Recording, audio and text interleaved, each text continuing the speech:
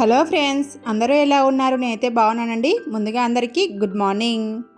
ఇవాళ వ్లాగ్ వచ్చేసి Sunday vlog అండి. అంటే ఎస్టర్డే వ్లాగ్ అనమాట. సండే మార్నింగే ఇంకా సూర్యకిరణాలు ఇంట్లో పడుతూ ఉన్నాయండి. ఇంకా 7కే సూర్యుడు వచ్చేస్తూ ఉన్నాడు. ఉత్తరాన సూర్యుడు వస్తాడు కాబట్టి ఉత్తరం దిక్కున ఉన్న వాళ్ళకు సూర్యకిరణాలు ఇంట్లో పడుతూ ఉంటాయి. సూర్యకిరణాలు అయితే ఇంట్లో పడ్డప్పుడు చాలా ఆనందం వేసిందండి. ఆ సూర్యకిరణాలు ఇంట్లో పడుతూ ఉంటే చాలా చాలా బ్యూటిఫుల్గా అనిపించింది అనమాట. సండే కదండి. సండే స్పెషల్ వచ్చేసి అలసంద వడలు, అలాగనే కోడిగుడ్డు పులుసు పెడుతూ ఉన్నాను మార్నింగే టిఫిన్లోకి అయితే. సండే కాబట్టి కొంచెం స్పెషల్గా చేసుకోవాలి కాబట్టి రాయలసీమ స్పెషల్ అయిన అలసంద వడలు అయితే చేస్తూ ఉన్నాను. ఈ అలసంద వడలు చాలా చాలా టేస్టీగా ఉంటాయండి. మా సైడ్ అయితే సంక్రాంతికి చేస్తూ ఉంటారు ఎక్కువ. అలసంద వడల కోసం నైటే అలసంద బ్యాల్ అయితే నానబెట్టేసుకోవాలండి. నేను 3 గ్లాసులు అలసంద బ్యాల్ అయితే తీసేసుకొని పొట్టు అంతా చెరిగేసి నానబెట్టేసుకున్నాను అనమాట. ఒక 5 గంటలు నానిపోయినా సరిపోతుందని నేనైతే మళ్ళీ మధ్యలో లేయడం ఎందుకులే అని చెప్పేసి నైట్ నిద్రపోయేటప్పుడు నానబెట్టేస్తానండి. నానిపోయిన అలసంద బ్యాలన్నీ కూడా వడగట్టేశానండి నీళ్ళు లేకుండా. ఈ అలసంద వడల్లోకి వాటర్ లేకుండా బ్యాలను అయితే బాగా ఆరబెట్టేసుకోవాలి కాబట్టి నీళ్ళని అయితే ఫస్ట్ వడగట్టేశాను. నీళ్ళన్నీ వడగట్టేసిన తర్వాత అయితే క్లాత్లో వేసేసి ఆరబెట్టేసుకోవాలి. నీళ్ళన్నీ వడగట్టే లోపల ఇక్కడ ఇంటి ముందు అయితే ముగ్గు వేసుకుంటూ ఉన్నానండి. 7:30కే ఎండ అయితే ఎంత విపరీతంగా పెడుతుందంటే అంత విపరీతంగా పెట్టేస్తూ ఉందండి. సూర్యకిరణాలు ఇంకా పడుతూ ఉన్నాయన్నమాట. నేను ముగ్గు వేసే లోపల చాలా బాగా అనిపిస్తుంది అనమాట. ఇలా ముగ్గు వేస్తుండగా సూర్యకిరణాలు పడుతూ ఉంటే ఇంకా ముగ్గు అయితే వేసుకుంటూ ఉన్నానండి.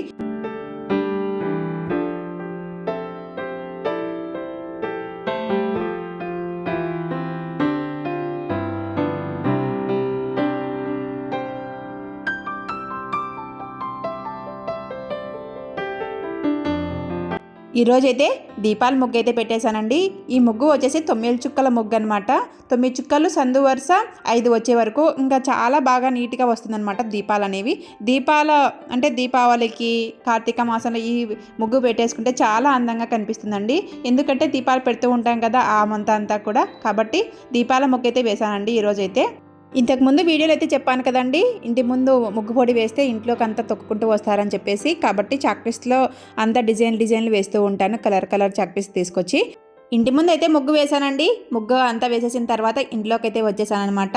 ఇంట్లోకి వచ్చిన తర్వాత అలసంద వడలు అయితే చేస్తున్నాను కదండి. అలసంద బ్యాలన్నీ కూడా వాటర్ అంతా పోయింటే ఆరబెట్టేసాను అనమాట. ఈ అలసంద బ్యాలు బాగా ఆరబెట్టేసుకుంటే మనకు వడలు అనేవి చాలా టేస్టీగా వస్తాయి. లేదంటే కనుక ఆయిల్ అంతా పీల్చుకుంటాయి అనమాట. ఆరేసిన అలసంద బ్యాల్ అయితే ఇక్కడ గ్రైండర్కి అయితే వేసానండి. మాకు గ్రైండర్ ఉందనమాట. గ్రైండర్లో వేస్తే చాలా మెత్తగా అయిపోతాయి, తొందరగా కూడా పని అయిపోతుందని చెప్పేసి గ్రైండర్కి అయితే వేసానండి. గ్రైండర్కి వేసేటప్పుడు ఆరబెట్టిన అలసంద బ్యాలు కొద్దిగా వేసేసుకుంటూ అంతా మెదిగేసిన తర్వాత మనం సన్నగా ముక్కలుగా తరిగినటువంటి ఆనియన్ ముక్కల్ని, అలాగనే పచ్చిమిర్చి అల్లం మిక్సీ పట్టినటువంటి పేస్ట్ని అందులోనే వేస్తానండి. అందులోనే వేసేస్తే మెదిగిపోతుంది అనమాట. అందులో వేసేసి ఇంకా మనము కొత్తిమీర అయితే వేసేసుకొని సన్నగా తరిగినట్టు కొత్తిమీర కూడా వేసేసుకొని బాగా గ్రైండ్ చేసుకోవాలండి. అలా అన్ని గ్రైండ్ చేసుకుంటేనే బాగా కలిసిపోతాయండి మనకి ఈ వడలకైతే. అలా కలిసిపోయిన వడల్ని ఇంకా పిండి అంతా తోడుకొని ఇంకా వడలాగా వేసేసుకోవాలి. ఈ వడలు వేసేది మా అత్త అనమాట. నాకు వడలు వేసేది అస్సలు రాదండి. అసలు ఎంత ట్రై చేసినా రాదనమాట. ఇంకా వడలు చేసినప్పుడల్లా మా అత్తనాన్న వేయమని చెప్తూ ఉంటారు. లేదంటే మినపవడలు అయితే అదే పునుగుల్లాగా వేస్తూ ఉంటానండి. పునుగులు అయితే చాలా ఈజీగా వేసేస్తూ ఉంటాను. కాకపోతే వడలు అనేవి నేర్చుకోవాలని చెప్పేసి నేను అప్పుడప్పుడు ట్రై చేస్తూ ఉంటాను. వడలు అయితే వేసేస్తూ ఉందండి. నేనైతే ఇక్కడ పెట్టేస్తూ ఉన్నాను. వేసిన వడలన్నీ వేసినట్టుగా అయిపోతూనే ఉన్నాయండి. అంటే ఇంకా అప్పటికే టైం వచ్చేసి 10 కాలేదులేండి, 9:15 అయిందనమాట. 9:15కి ఇంకా తొందరగా లేచారనమాట పిల్లలు తొందరగా లేచేస్తే తొందరగా ఆకలేస్తుందని చెప్పేసి తొందరగా పెట్టేస్తూ ఉన్నాను. వడలు వేయడంలో మా అత్త ఎక్స్పర్ట్ అండి. అసలు చేత్తోనే ఇలా అనేసి చేత్తోనే వేస్తుందండి. నాకైతే ఆ చేత్తో వేయాలంటే ఎంత చిరాకేస్తుందో అంత చిరాకేస్తుంది. అసలు ఆ వడ వేసేటప్పుడు విరిగిపోతుందండి. అందుకని నాకు వేయాలంటేనే విరక్తి వస్తుందన్నమాట. మీరే చెప్పండి, మా అత్త వడలు స్పెషలిస్టా కాదా? చాలా బాగా వేస్తుందని చేత్తోనే ఎంత బాగా రౌండ్గా వస్తాయి. అది కూడా వడలు అనేవి చిన్నగా ముద్దుగా రౌండ్గా మనం హోటళ్ళల్లో అమ్ముతూ ఉంటారు కదా చిన్న చిన్న వడలు, అలాంటి వడలు వేస్తుందనమాట. నాకు చాలా ముద్దు ముద్దుగా అనిపిస్తూ ఉంటాయి. నేను వేస్తగిన ఇంత పెద్ద పెద్ద వడలు అనేది వేస్తూ ఉంటాను. కానీ నేను కూడా నేర్చుకోవాలని చెప్పేసి అప్పుడప్పుడు ట్రై చేస్తూ ఉంటానండి ఇలా వడలు వేయడం అనేది. మా అత్త వేసింది కొన్ని ఇంకా పిల్లలకి పెట్టించి మా వారికి పెట్టించి అలాగనే ఇంకా మా అత్త కూడా నేను కూడా తింటాలేమ్మా ఆకలి వేస్తుందని చెప్పేస్తే నేనైతే ఈ డ్యూటీ ఎక్కేసానండి. మా అత్త అయితే తింటూ ఉందనమాట. సండే వచ్చినప్పుడల్లా ఇలా స్పెషల్గా చేసుకుంటూ ఉంటామండి వడలు, లేదంటే పూరి ఇలా. మీరు ఎప్పుడైనా ఇలా అలసంద వడలు ట్రై చేశారండి? ట్రై చేసింటే కింద కామెంట్ సెక్షన్లో కామెంట్ చేయండి. వీడియో నచ్చితే మాత్రం ఒక చిన్న లైక్ ఇచ్చి సబ్స్క్రైబ్ చేసుకోండి.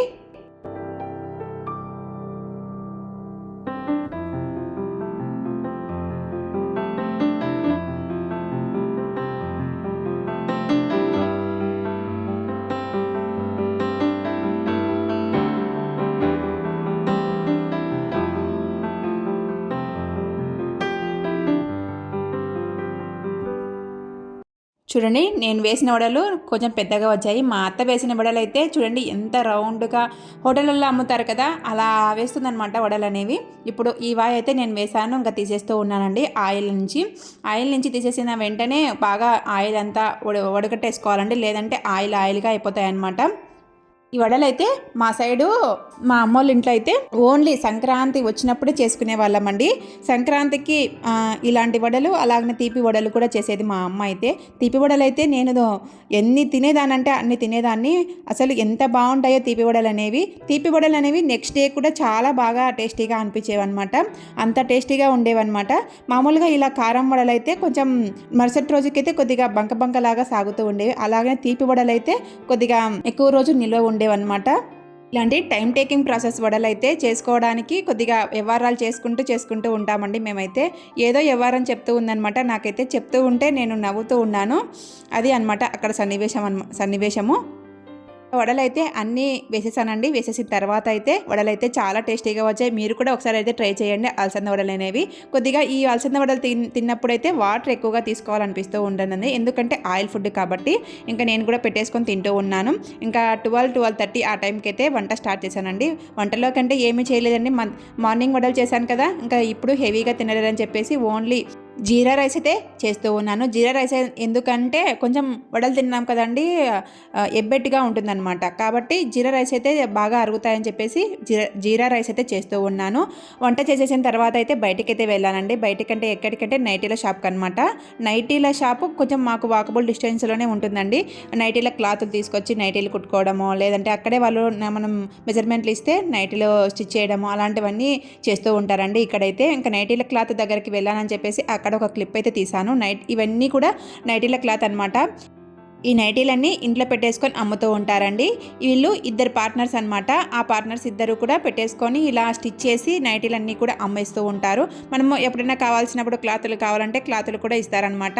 అలాగనే పిల్లలకి ఇప్పుడు సమ్మర్ వస్తుంది కదండి, సమ్మర్లో పిల్లలకి ఫ్రాక్స్ అన్నీ వేస్తూ ఉంటారు కదా, కాటన్ ఫ్రాక్స్, అలాంటి ఫ్రాక్స్ కూడా కుట్టించి అమ్ముతూ ఉంటారనమాట.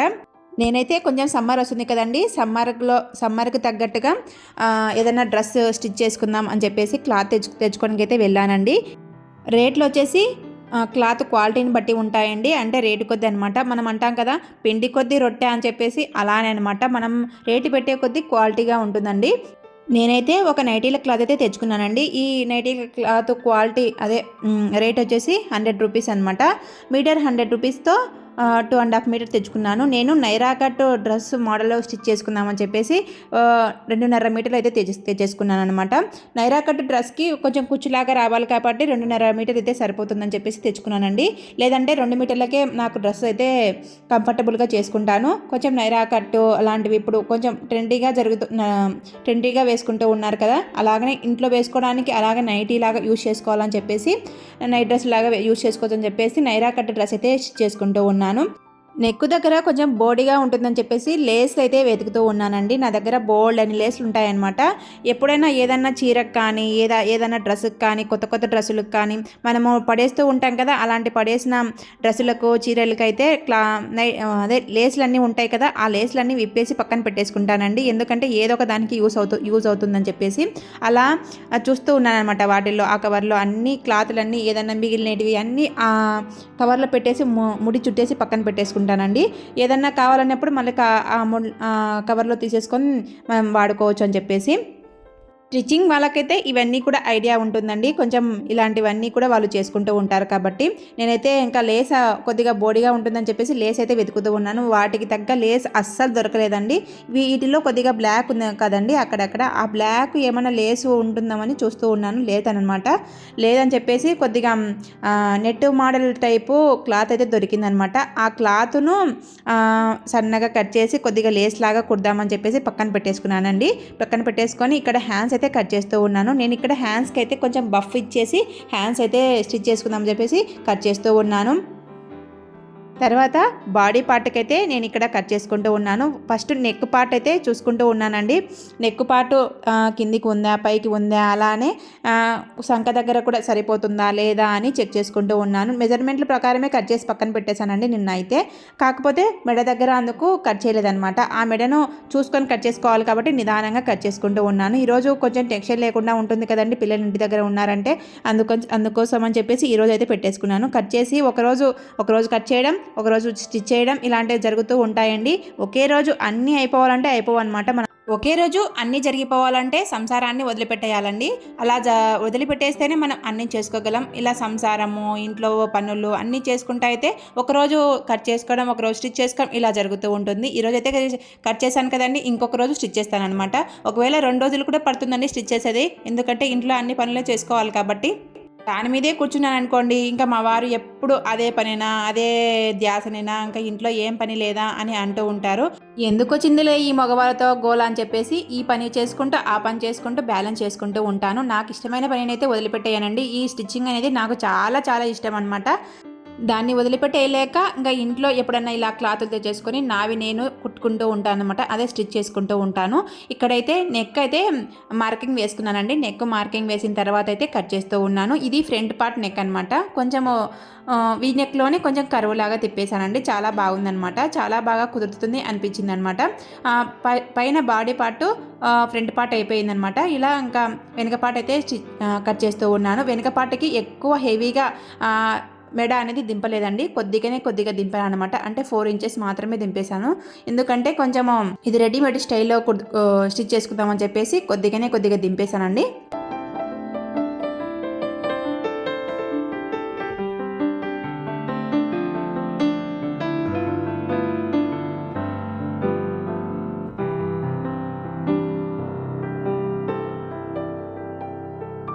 బాడీ పార్ట్ అంతా కట్ చేసిన తర్వాత అయితే ఇక్కడ ఇంకా కింద నైరా కట్ అంటే కొద్దిగా కుచ్చులాగా వస్తుంది కదా, వాటిని కూడా కట్ చేసుకొని పక్కన పెట్టేసుకున్నాండి. ఎప్పుడు వీలుగా ఉంటే అప్పుడు స్టిచ్ చేసుకుంటాను. ఇక్కడ మధ్యాహ్నం లంచ్ అంతా అయిపోయిన తర్వాత ఈవినింగ్ స్నాక్స్లోకి అయితే మస్క్ మిలన్ మిల్క్ షేక్ చేస్తూ ఉన్నాను.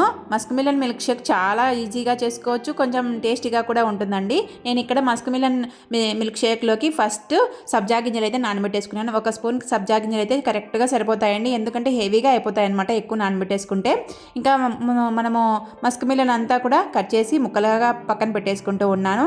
మా చిన్నప్పుడు అయితే మస్క్ మిలన్లో ఉండే గింజలను అయితే అన్నీ ఒకేసారి అంటే ఒక గిన్నెలో పెట్టేసుకొని అన్నీ ఒకటేసారి కడిగేసుకొని ఎండబెట్టేసుకొని తినేవాళ్ళం అండి. అంత ఇష్టంగా తినేవాళ్ళం అనమాట వాటిలో ఉండే విత్తనాలన్నీ. ఇప్పుడు ఎవరు తింటున్నారులేండి, అలా ఎవరు తినడం లేదు. అవి కడిగే విధానం కూడా 2-3 రోజులు ఉంటేనే అవి ఎంత బాగా వచ్చేదండి, లేదంటే రాకుండా ఉండేదన్నమాట. ఆ పీచు అంతా కడగడానికి కూడా చాలా టైం పట్టేది, వాటర్ కూడా ఎక్కువగా పట్టేదండి. అలా కడిగేసి ఇంకా ఎండలో పెట్టేసేవాళ్ళం. ఎండకైతే వాటర్ అంతా ఎగిరిపోయి ఆ గింజలు అనేవి చాలా టేస్టీగా ఉండేవి. అయినా ఇప్పుడు ఈ కాలంలో ఎవరు తిన్నారండి, అసలు ఎవరే కానీ అలా కడగడము, చేయడము, తినడము అలాంటివి ఏమీ ఉండవు. మనం అన్నీ రెడీమేడ్గా తెచ్చేసుకొని తింటూ ఉన్నాము.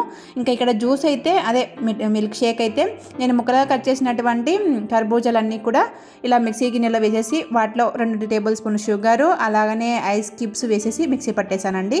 చాలా బాగా మిక్సీ పట్టేసింది. మిక్సీ పట్టేసిన తర్వాత వాటిలో మనము ముందుగా నానబెట్టుకున్నటువంటి సబ్జా గింజలు అలాగే ఐస్ క్యూబ్స్ వేసి తింటే చాలా చల్లచల్లగా ఉంటుందన్నమాట. ఈ ఎండల కాలం అంతా ఎండ నుంచి వచ్చిన వాళ్ళకి ఎండవేడి తగ్గడానికి ఇలా కూల్ మిల్క్ షేక్ అయితే ఇవ్వండి, చాలా టేస్టీగా ఉంటుంది, చాలా ఇష్టంగా తాగుతారనమాట. నేను ఇక్కడ ఐస్ క్యూబ్స్ వేసి మా పిల్లలకైతే ఇచ్చేసానండి. చాలా సూపర్గా ఉంది అని ఫీడ్బ్యాక్ అయితే కూడా ఇచ్చేసారు.